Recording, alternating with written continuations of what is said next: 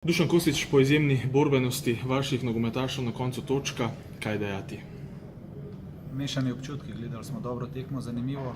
Z naše strani je bila prvih 20 minut v vodu tekmo zelo slab, torej nismo duelov dobivali, zamujali smo, enostavno nismo bili na tekmi, nasprotnik je to dobro izkoristil, kasneje smo se z malo bolj agresivno igro, z večjo kompaktnostjo vrnili v tekmo, uspeli izenačiti.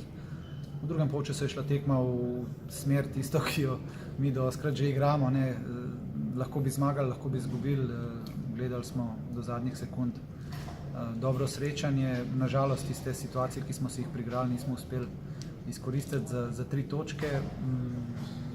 Če pogledam nazaj vse 3 tekme, smo si zaslužili več kot 2 točke, ampak dejansko bomo mogli še naprej delati na tem in probati izboljšati realizacijo.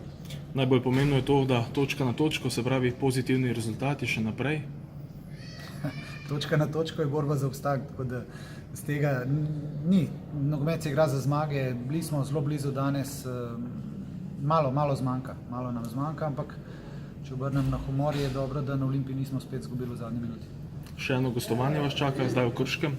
Ja, Krško je za nas tekma prvenstvena, tukaj je direktni konkurent naš in seveda nas čaka spet zahtevno srečanje, fantje morajo regeneracijo narediti in gremo dalje probati tam kaj narediti.